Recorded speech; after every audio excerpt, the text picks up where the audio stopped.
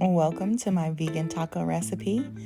Today, I'm so excited to show you how I make my oyster mushroom tacos.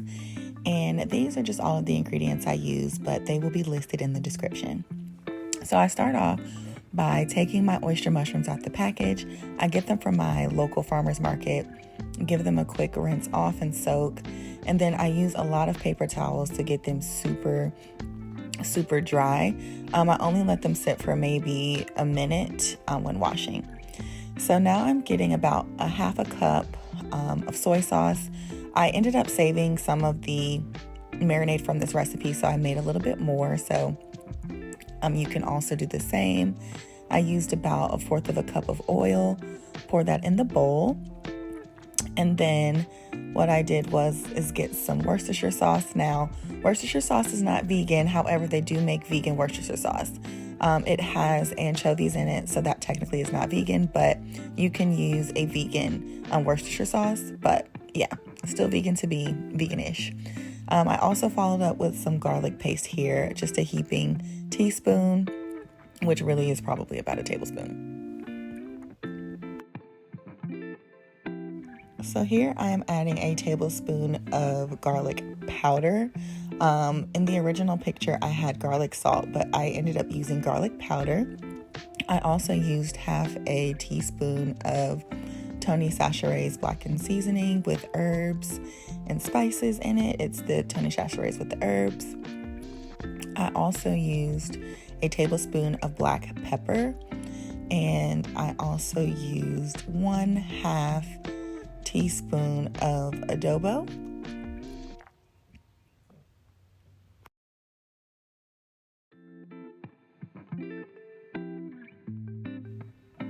And lastly, just give it a dash of white pepper.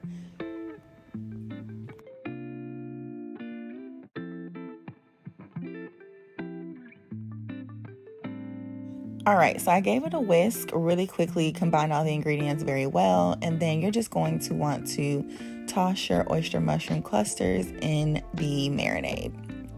So typically, I let them kind of just sit in there for about 15 minutes in the fridge. I did add a bit of that crispy chili garlic oil and let them sit.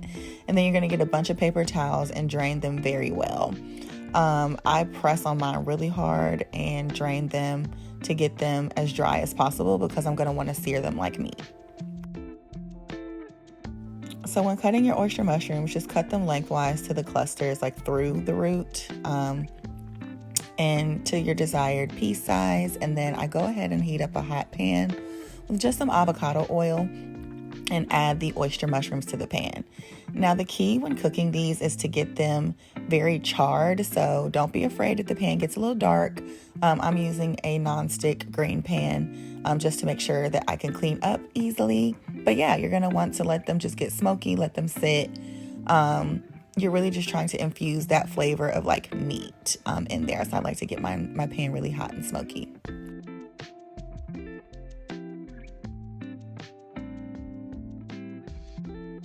So here I'm just taking out the oyster mushrooms and setting them aside, and they look really good and tender. You can of course cook them to the tenderness and the color of your liking. But yeah, here I'm just heating up a couple of my corn tortillas. These are the street size. I put a little avocado oil in the pan, and I'm just make sure I get a little oil on both sides to get them toasted.